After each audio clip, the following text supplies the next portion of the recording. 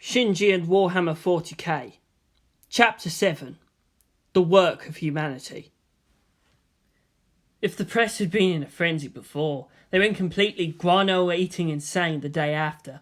It was easy to sneak away copies of the battlefield audio recorders. Abruptly, Shinji Ikari became the most quotable person on the planet. The images and words from the last battle were endlessly scrutinized, argued upon, and in the end, the consensus was that they simply didn't know what to think. Religion was one of the first casualties of Second Impact.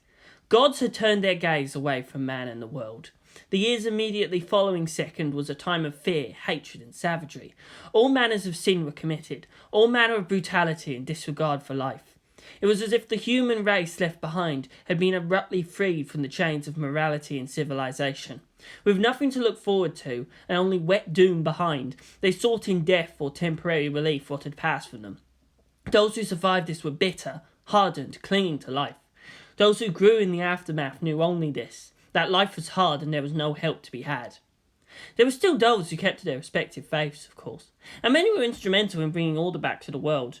The prevailing mood, however, was of self-determinism. I reckon that the sufferings of this present time are not worthy to be compared with the glory which shall be revealed in us. These were the last words of humanity's last pulp of tradition, even as pirates looted and burned the papal barge. The Evangelion roared. In the name of humanity, Dalai Lama went down his mountain to plead with the Chinese soldiers, and never went back up again. We shall yet see a paradise in our time. The Evangelion stood in front of angels, unflinching. The Middle East pretty much imploded.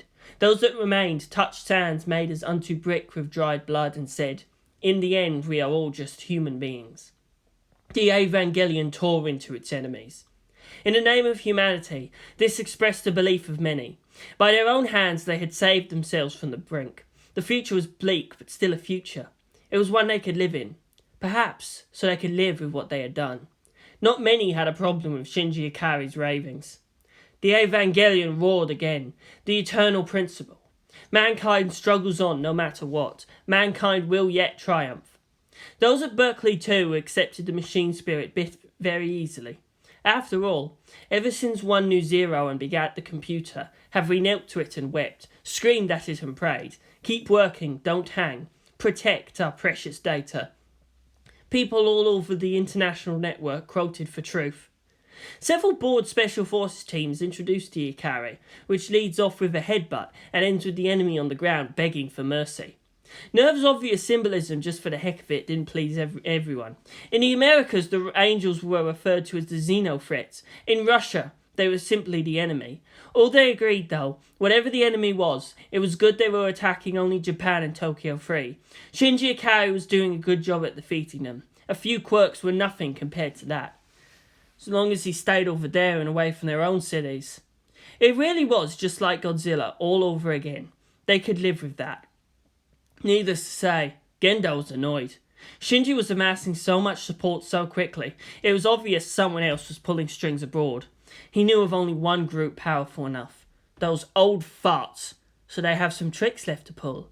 So they think they can hide this way and move with impunity? Seal was annoyed. Gendo was using his son as a magnet to gather support for his own project. It'd be harder to act against Nerve later. The boy was nothing if more telegenetic with his father. But to kill the snake, one must cut off its head. Gendo made plans. Seal made plans. They ignored the obvious pawn in front of them. Their irritation, though, their helpless anger, could simply not compare to that raging within a certain red-headed girl in Germany. "I will crush him! Crush him utterly!" Though he had this time done nothing wrong, other than accidentally wrecking the city yet again, for which they no longer blamed him, Shinji Ikari was still a prisoner. He was effectively barricaded inside the apartment as reporters basically took over all the block around the building. The other residents simply hadn't known they shared residence with the pilot, and responded to the inconvenience with simple awe. Most irritated was Pen, for his daily ritual was completely interrupted. He was stuck with marking out things using shampoo in the privacy of the bathroom. Misato had to leave the apartment to attend to her own duties in Nerve. Every single goddamn day she had to fight through a mob of reporters. They didn't seem ready to disperse just yet. Her authority only extended so far as actually fighting angels. Now Gendo could have ordered absolute privacy with a few Nerve goons and JSDF support, but she supposed the bastard was just being spiteful. Shinji couldn't even leave the house without being mobbed. Eventually he even had to stop coming to school. The press believed Nerve issues hardly helped. In their public interviews, the boy was hardly the steel-veined warrior they expected. They left unsatisfied, as the best questions were easily deflected by Nerve's own public relation teams. One of the reporters dared to stand in front of Misato's car, as if all but asking to be run down. The repaired blue sports car skidded to a stop with barely any room to spare. Misato angrily rolled down her window and shouted out, "What is wrong with you?" A portable recorder was jabbed at her face. "There are those who say that having an underage boy such as Shinji Ikari living with an unmarried woman such as yourself looks improper, even immoral. How do you respond to that?" asked Rika Izuna. Misato began to bang her head against the steering wheel of her car, making sharp bursts of beeping that sounded like burp, burp, burp. It was too early in the morning, in her opinion, for this shit. She'd even cut down on her visible drinking, just to make sure it didn't reflect badly on her charge. "There's nothing wrong with us living in the same place. I'm his commanding officer. I'm his guardian. I know where he is, what he's doing, and what he needs. It's only immoral if we start to do things." Misato stuck her head out the window and scowled. "And you know what? Screw it. If I need to, I will. What keeps that kid happy keeps this world in one piece." "So Shinji Ikari shouldn't be bound by laws or decency now? No matter what he's done, shouldn't celebrities still be accountable for their actions?" Misato was about to launch into a tirade. They noticed that behind the tone of indignation and the thick lenses were oddly hopeful eyes. She geared into reverse, back a ways, then zoomed off before she could do something she'd regret. "And so Katsuragi evades the question," sighed Rika Izuna. She turned to her cameraman. "Seriously, these people are sheep. They'll latch into anything that lets out a comforting noise. Don't they get it? He's just a kid. Don't they see it? How can he possibly save the world? It wasn't him. It was the machine. If they keep doing this, the boy's just going to get a swelled head and end up useless. Right? Someone needs to slap some sense into these deluded fools." The cameraman shrugged. She sighed again. "Come on. Ikari's too well guarded. Let's see if we can track down the other pilot." The cameraman nodded and followed. Inwardly, he too sighed. If you weren't such an eager lay when you're angry like this, I don't know if I'd even bother. Over the course of 3 days, Shinji Ikari made 3 calls back to his hometown. His uncle entered the local print shop, where he was greeted as a hero in himself, being the one who effectively raised Pilot Ikari. After much glad exchanges, they got down to business. His uncle had brought along 2 books, which had to be duplicated and sent to Tokyo 3. "This might be tricky," the printer said. "We have to copy all this without ruining the spine of the book. We might try a hand scanner." "Do whatever it takes. I'll pay for it." "Don't be crazy. If Shinji Ikari needs this, he'll get it. Hey, Ishida! Clear out all work for the day. We've got a priority job here." "Oh no, I couldn't let you do that," said Shinji's uncle. "Please, it would be an honour." The printer patted the books. "So this is what he likes, eh? Looks interesting. I'll have it duplicated and hardbound by the end of the day." Thus, here we go, and rah! The orcs were on their way. They were, as Shinji said, more interesting in the earlier editions. Ayane Mitsugane entered a small broken house somewhere along the town outskirts. It was bigger on the inside than the outside, as its occupants had dug out an open basement. There were 3 levels to the boys' hut. Underground, where it was cooler, they had hammocks and tables and storage. Wooden slats left over from the original floor was where they played card games and ate snacks. On the second floor, in a torn-open attic, was just a place to hang out, to soak in the breeze. It also served as a shouting point and an office of sorts. Oh, and it was all painted again in haphazard green, red and blues. All activity in that place stopped as soon as she stepped in. Ayane smiled and nodded, but they merely watched as she went up to the next floor.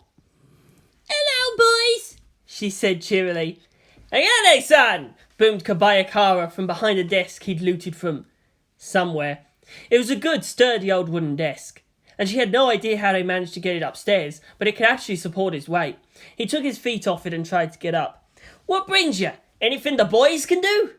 She made gestures that he didn't need to. The Potters have been around. Have the boys been talking?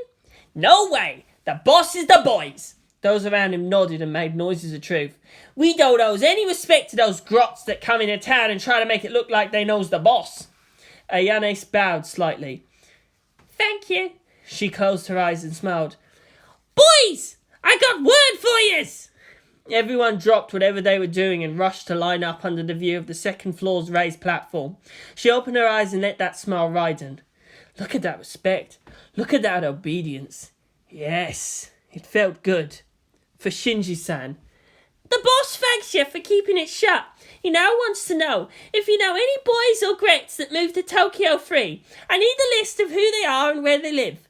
Only says don't try to follow him to Tokyo free if you're planning to. The rest of you stay here and protect the town. It's the proper job of the boys. It's better if he didn't have to worry about his home. "We got the word!" A cheer rang throughout the place, sending the old paint flaking off. Though decrepit, the whole house seemed stronger than ever before. The phone rang at the Hoko household. A servant brought it to Hoko Minase.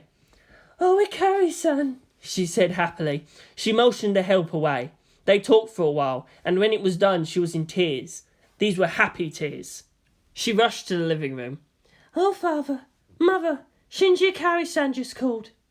"That nice boy? How nice. He requires our help. I already promised him." Her father nodded. "After what he's done for this family and the world, anything." Minase sat at the sofa, facing her parents. "He asks for us to buy him some land and for a construction crew to borrow for a few weeks. He says he can pay us whatever it costs, even at a significant markup, but in small increments. All of it mustn't be stressful to him." "That doesn't seem like a problem," said her father. "There's no need for him to repay us. Land's cheap around Tokyo free now anyway." At best, he thought, I might consider this a dowry. He clapped. "Someone get us a map of Tokyo free." There she is! Rikazuna chased after the blue-haired girl, who despite being so distinctive had proven disgustingly hard to find. She ran, for Ayanami moved with deceptive speed for such an uneven walking pace. The pilot turned at the corner and out of sight. The reporter and her cameraman rushed to find nothing. It was a blind alley and there were no doors or anything to hide behind. "Well, where'd she vanish to?" asked the cameraman. The reporter growled. "Let's just go." Ray watched them leave from the high rooftop. For Shinji had said, "Do not let yourself be bothered by their mewling. Save your strength for your enemy. Keep your secrets. Be yourself and no one else," she said softly to the wind. Once they were gone, she slowly floated to the ground, descending like an angel of the old myths. Gendo rode in a private jet, secure in his plans. He had just received word that the extra funding had been approved, and the Ava series was well on its way. Pity the fool. Ritsuko Ikagi truly didn't want to be where she was. She told Gendo that this sabotage of the Jet Alone project was unnecessary. She didn't want to admit it even to herself, but the performance of the Evangelion so far had been spectacular. They had no fear of ever losing budget. He told her to go ahead anyway. Every loose million they could get into the Evangelion could be more useful. It must be idiots to release this so soon in the wake of the Fifth Angel, Ritsuko thought, but then again they had little choice. It was better they had something to show or risk being exposed as mere money sinkholes. Ladies and gentlemen, thank you for attending this exhibition by Nippon Heavy Industry Solidarity. You will be observing the official demonstration from the control room. The man smiled far too much for her liking. Are there any questions? Yes. Ritsuko nearly leapt out of her chair. A tall, white-haired man with such a loud voice for such an unassuming face stood up. Sebastian Waters, Associated Press. Is the Jet Alone project intending to compete against the Evangelion project? Well, that's what it's for, right? The presenter laughed a bit, but nervously. The Jet Alone uses proven human technology as a robust, cost-efficient alternative to the Evangelion. Yes, but take a hypothetical situation. What the Evangelion has, and the Jet Alone does not, is Shinji Ikari. Why would he, in theory, prefer a Jet Alone instead of the Principio Eternus? One of the fat industrialists groaned. Even at that level we can't compete. Scipio Attornis, Jet Alone, Machine Titan, Human Science, damn the Shikari. Which one? Asked another. Both of them. The presenter's smile turned into a grin. He'd been preparing for this question for weeks. If you look at the screen, you'll see a video of the Jet Alone at its first live fire test. It is a short of 150 days of continued operation. No longer will Mr. Carey be limited to 5 minutes and a power cord. That seems dangerous, putting a nuclear reactor in a close combat weapon. That may be, but it has the added advantage of something Mr. Carey had himself said deficient in the Evangelion. The Jet Alone was a stumpy, unattractive machine. Its torso was cast into one squat, angled shell, and its oversized arms hung limp. A flexible series of joints like an octopus's was thought to provide more power and control than just a human analogue. It was complex, but the engineers had focused well on this problem. The arms ended in wide hands, tipped with thick metal claws. It lifted one of its arms and clicked its claws. Then it opened its right palm out to point at a faraway brick target. There was a flash, and a thin beam of light broke out from a hole in its palm. It bore a clean hole through that target. Integrated weapon. The best weapon Mr. Carey ever held, the positron cannon, wasn't even built by Nerve. They limited him to a knife, some slug throwers, and a positron rifle that wasn't even powerful enough for the job. This is the all-terrain, all-conditions-independent machine weapon, Jet Alone. By Gog! Gasped one of the Japanese reporters. Hey, Gog, answered the presenter. That was indeed the inspiration for this. We have speed, we have power, we have an integrated beam weapon. What more could Mr. Ikagi want? The AT field, Ritsuko found herself saying out loud. The Angels have AT fields, and only another AT field can make any conventional weapon effective against them. As long as you don't have it, you will have no chance. Ah, the famous Dr. Ikagi. We are welcomed, but it's only a matter of time. Nerve's epoch won't last forever. Be that as it may, it still stands that the Evangelion is humanity's only chance against the Angels. We shall see if that is so, Dr. Ikagi. We shall see indeed. Misato, do you think there's a chance Shinji could be lured from Nerve? Shinji-kun? She raved contemptuously. What are they going to bribe him with? Remember, I live with him. Shinji-kun's really a simple boy. He just cares about protecting those he loves and killing the Angels. Jet Alone would have to be really superior to the Ava for that to happen, but then we'd be out of a job anyway. Ritsuko splashed some water on her face. She looked at her reflection in the bathroom mirror. Playing around with the fate of mankind was no job for a scientist. She'd already long lost her objectivity. She glanced at her laptop. Jet Alone would be Gendo's sacrificial foil, held up as an example of what it means to oppose Nerve.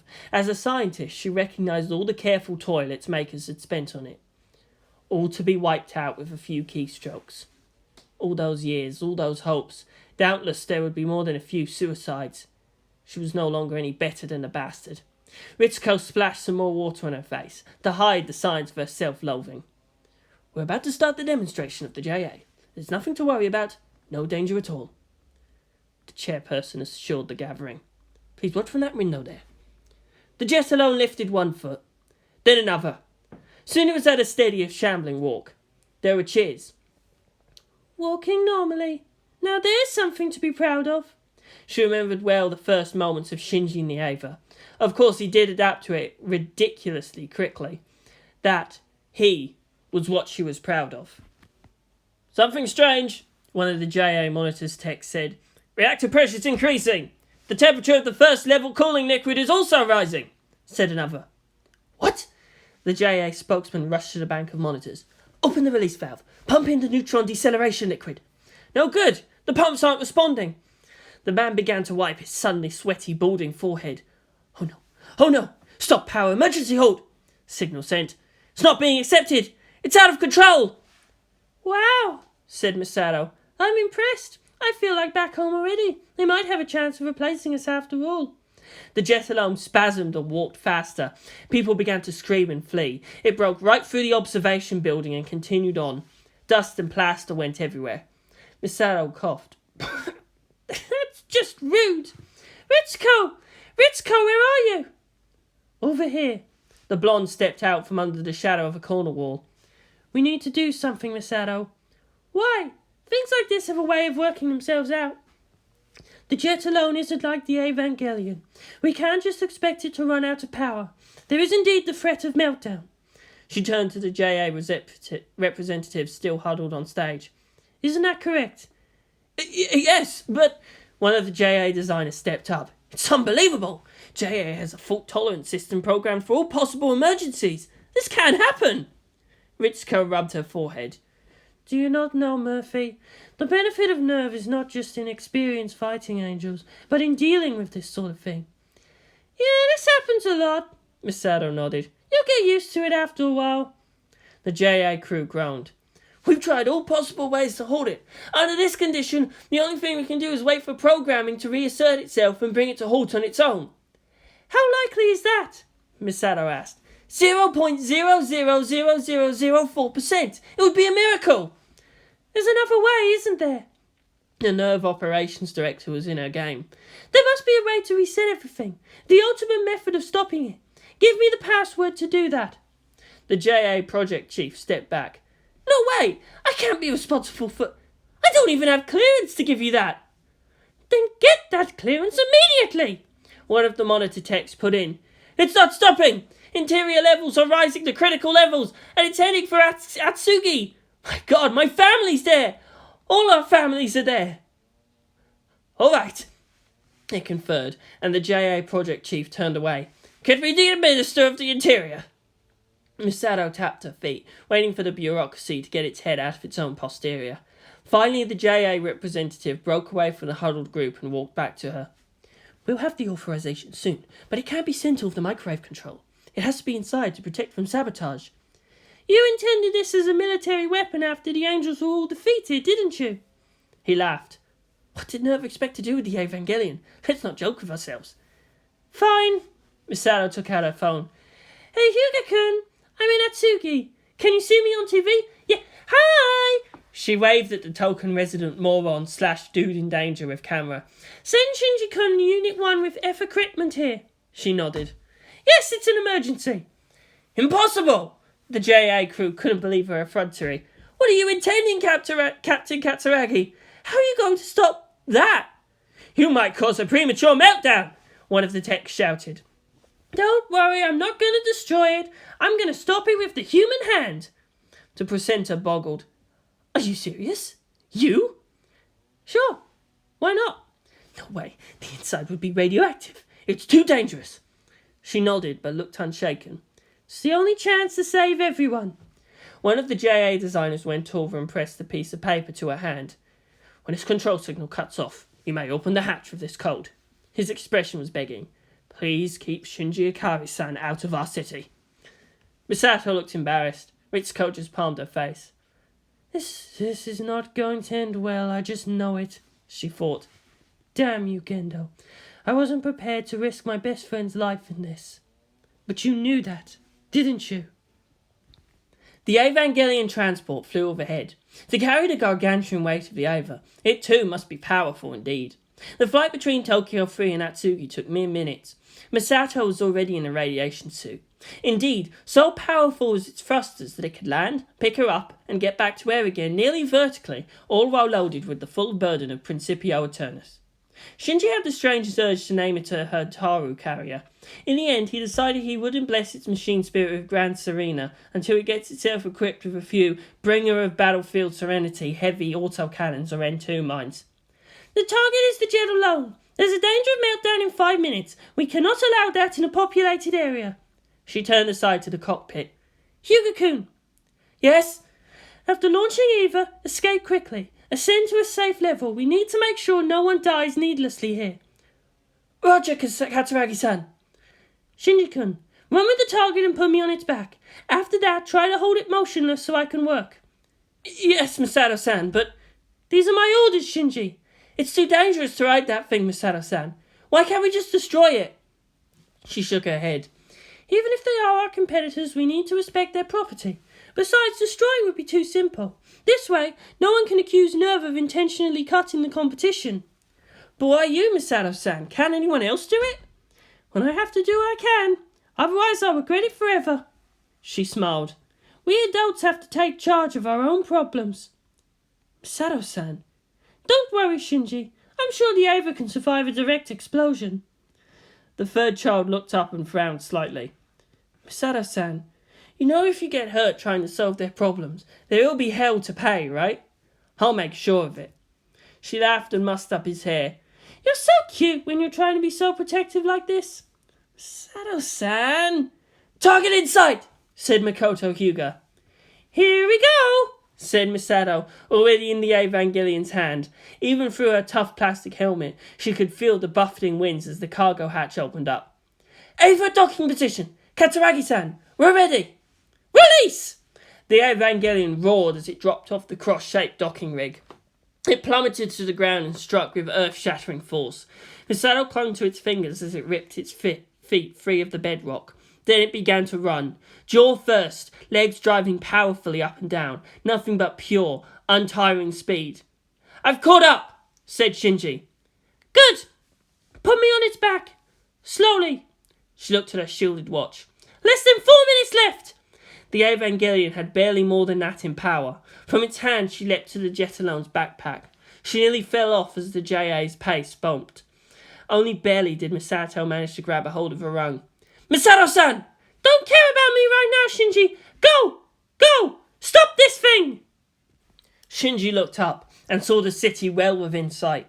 He ran far ahead and crouched there, prepared to engage the Evangelion's AT field. With it, he would have only 2 minutes of power, but that should be enough. Misato managed to get in. The jet alone had no mouth, and it was instead the loud sound of gears grinding together in approximation of a roar.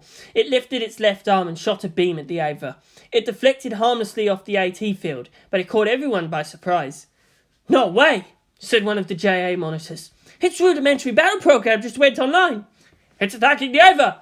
It's out of control. Unbelievable, it's going berserk. Ha! Misato shouted through the radio. I'm really starting to like these guys. Shinji and the Ava both growled as another beam just barely missed their head. The Ava blocked a clawed sweep with its forearm and began to run backwards to maintain pace. The jet alone continued to shamble on, increasing speed, making wild swings and shots now and then. Misato-san! Shinji shouted. I can't fight this thing as long as you're inside. Hang in there, Shinji-kun. I'm almost... this is burning hot. Please. Okay, I've got it. She rapidly punched in the code. K-I-B-O-U. There! Hope! The internal screen accepted the command and... Error. What? Not working? Why? She tried again. Same result. No doubt about it. The program's been replaced. Back at the JA observation site, Ritsuko kept her laptop closed. One city. Her own best friend. The Evangelion as the undisputed battle system for humanity. She could already feel a certain coldness to her from Gendo. If she continued to fail him, she could be considered useless. This scenario. It was a long shot anyway, Misato said weakly.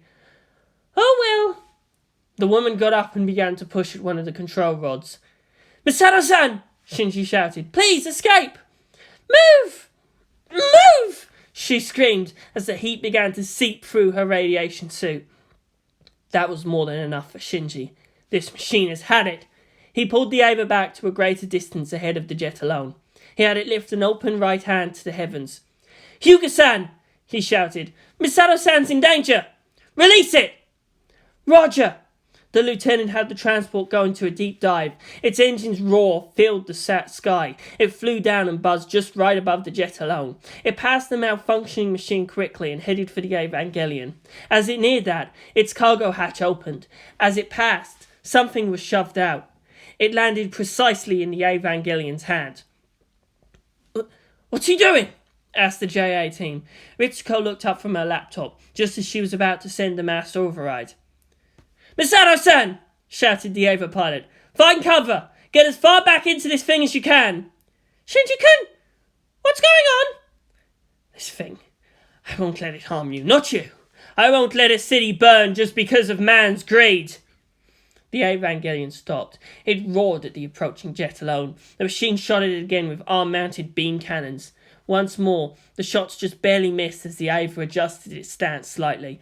The jet alone brandished its claws. The Evangelion lifted its right hand, and in it was what looked like an oversized submachine gun. It pulled the trigger. Daka! Was the sound as a burst of rounds shot out of its wide, short barrel. The Jet-Alone's left arm broke apart. Daka again! The Jet-Alone's right arm broke apart. Misato-san! Where are you? Shinji begged this machine spirit, and his vision began to clear. He saw where she was and the mass of heat that was the JA reactor core. He simply took it for granted that a machine spirit could see whatever it wanted, leaving aside the Ava had biological eyes. Be it day or night, no matter how far, none can hide from its sight. It was likely the Ava could even see through people's clothes, but that would be poor use of a gargantuan machine, and it was well Shinji hadn't thought of that possibility. The jet alone plodded on. The Evangelion roared and put a hand out to stop it, slowly being pushed back. The Ava roared. Shinji condensed his AT field around the Ava's right fist, threw aside the bolter and simply punched at the jet alone. That glowing hand ripped through layers of armour. Misato looked on in wide-eyed wonder as light streamed through the gaping hole in the machine's chest. The Ava lifted its hand up to the sky, as if presenting the beating heart of its enemy to the ancient gods of blood. The jet alone quickly went inactive as it lost power, held up only by the Ava's steadying hand. "No good," came from the JA team. "Reactor collapse is just accelerating. It's going to blow." Everyone dived for cover. The last thing they heard was the Evangelion's roar. There was a flash that consumed everything. And then, silence. As people began to realise they were still alive, they looked up and saw what made the Evangelion so powerful. In Shinji Ikari's hands, it became just epic. It stood there, a hand raised as if in salute, holding a boiling miniature sun in that palm. The Evangelion roared again. It opened its palm, and funneling its AT field, sent a needle-straight beam of light shooting up the sky and out into space. The Evangelion put that smoking hand to the jet alone to hold it upright. It reached into the machine with its left and non-radioactive hand. "Misato-san," said Shinji, his voice relieved and in perfect control. "Please, you can get out now." The woman was so tiny in its palm. The Evangelion kneed the jet alone and let it fall back. It put its left hand close to its chest, protectively. It opened its mouth as if to roar, but instead Shinji's voice came out of its radio and external speakers. "If this Evangelion had a voice, it would say, 'I have walked as a god, fought as a god. I have made the battlefield my home. I am the god in the machine. I am the hope and fury of man. I am Evangelion, Titanicus, Principio Eternus. The enemies of humanity will die by my hand. They shall be broken.' You all, did you really believe this could have stood up against the angels? While we were all fighting for our lives, you were wasting your time and money in this thing, this soulless thing, this toy of greed and ambition. This thing was never about saving humanity. It was just about money and position. You would have let Misato-san die. You would have a city burn. This displeases me." The Evangelion walked over to its fallen bolter and wielded it again. It aimed at the jet alone and fired, shredding it further. The Evangelion roared once more. "Know it well, you who would dare stand in its way. I am Principio Eternus!" The JSSDF was of course a part of that observation group. One of the generals, as the representative of the Defence Ministry, grabbed the jet-alone chairperson and said, "We need to meet this boy. Offer him anything. Just make sure we can talk to him today." Their first sight of Shinji Ikari was not so impressive. He leaned against the skin of the Ava transport with Misato massaging his back, vomiting LCL. He sniffled and looked up at her. All there could see the familiar affection between the two. The boy was obviously insane. That made for a convenient handle. Misato didn't seem to like it, but introduced them anyway. The third child himself was not impressive in himself. His voice was soft, reserved, unlike that passionate, commanding tone coming out of the Evangelion. He looked so thin and weak. It was hard for them to believe he was that same person inside the Ava, who demolished the jet alone with such brutal ease, and then defied pretty much most of physics. "Until you look at his eyes," thought the general. "It's like looking into infinity itself." That keen, ruthless intelligence, like Gendo. If anything, it seemed even purer and more focused than the boy. It went beyond insanity, as if Super sanity. A mind that's already pre-stressed itself, that all other horrors were just a blate off inconsequential layers of perception. The General reconsidered briefly, but decided to go on with it. There was no other choice. It was the best available back channel into Nerve's dark secrets and their chained monsters. Shinji bowed in greeting. I am honoured to meet you as well. One of the bureaucrats stepped up. On behalf of the city of Atsugi, Akari-san, thank you. Please visit our city. Please let us hand you the keys to the city. We'll prepare a parade, the most sumptuous of feats. Please know you will always be welcome in Atsugi. The pilot flinched. Thank you, but no, I'd rather not. The councilman blinked. Should he feel insulted? Shinji continued. If I go there's going to be so many reporters, handshakings, people, noise, flashing lights, more reporters, so many eyes, so many voices. He shook his head. I'd rather not get into that, thank you. I just want to go home, cook dinner, maybe take a bath, then go to sleep. Of course, Pilot Akari. Everyone bowed low. So sorry to inconvenience you. You can't bribe him, thought the JSSDF general. At least not with such paltry gifts. You must make it impressive even to him. Master Akari! Yes, sir? The bearded old general grinned. Thank you for stopping that jet alone. May we know how you really feel about it? Shinji looked up at Misato, who nodded. It was okay for Shinji to be brutally honest this time. Well, to be sure, it had several good ideas. It was a simpler design than the Evangelion, and I can see how it can be mass-produced. Still, against Principio Aeternus. He looked behind him to the distant Hulk. The worst thing about it was the lack of fingers. I had the bolter made as a medium-range weapon against all but the strongest of enemy armour and AT field. Integrated weapons is something I like too, but it's bad to lock yourself into one scheme. Like a man, the Ava can just pick up whatever weapon suits to handle whatever task it may face. I can fight it without the AT field, and we need that to defeat the Angels. However, for a machine built in close combat, it just wasn't as fast or powerful as I hoped. I think it's wrong to try and compete with the Evangelion directly, as the Principio Aeternus is already faster and more powerful in that regard. It would have been better if it functioned as a long-range support system. That's the weakness of the Evangelion. He sighed. Really was such a waste. If only we'd stood together, what could we have done? It saddens me humanity has to fight itself, even as it fights those that seeks its destruction. The general gave the JA representatives a pointed look. Well, Master Akari, what can we do instead to help you in the Evangelion? Idealism. A very, very good handle. It'd be much simpler than they'd thought. Shinji looked up and scratched at the tip of his nose. For one thing, those 150 days of continuous operation sound like a really good idea. The Evangelion's strong. You won't believe how strong. If I could fight for longer, that would be good. He patted his own shoulders.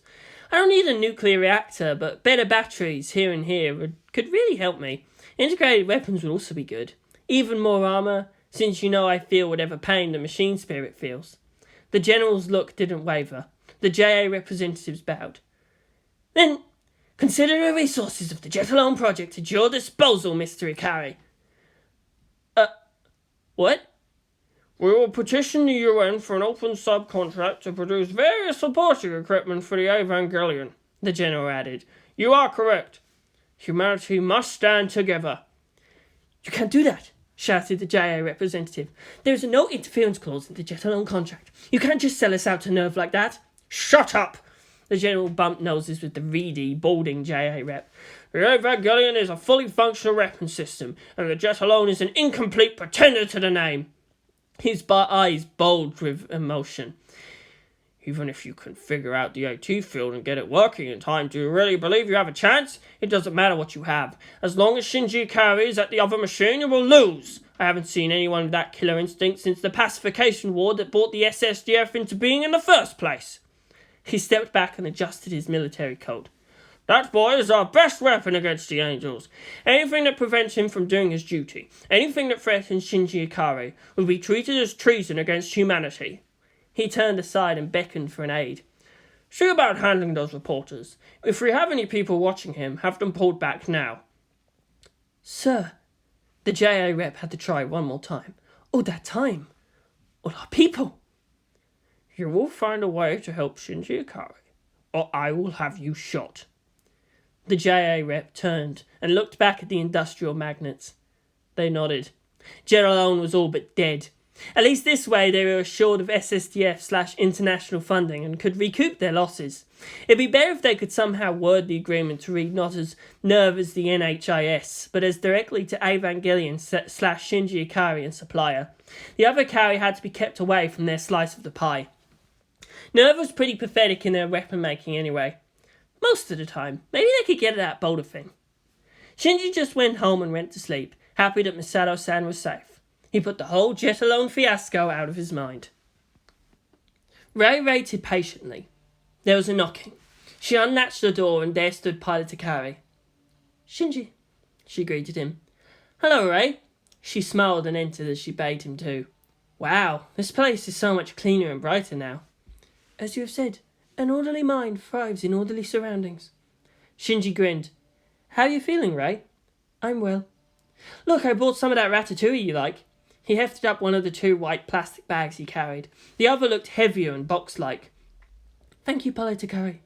She went over to get a clean plastic container. There was no table, so they had to eat off the plastic boxes while sitting on her bed. Once they were done, Shinji breathed in the scent of Ray's room. It still smelled faintly of rust and antiseptic, but there was something else there. It seemed alive now, somehow. He could understand Ray's reluctance to leave the place. Sunset streamed through her window. Ray was just waiting, ever patient for him to speak. She seemed as if she could be content just watching him, like she did when the one she did not remember was asleep. Just the rise and fall of his breathing was enough for her. Shinji smiled. She felt her heart speeding up in expectation. "May I tell you a story, Ray?"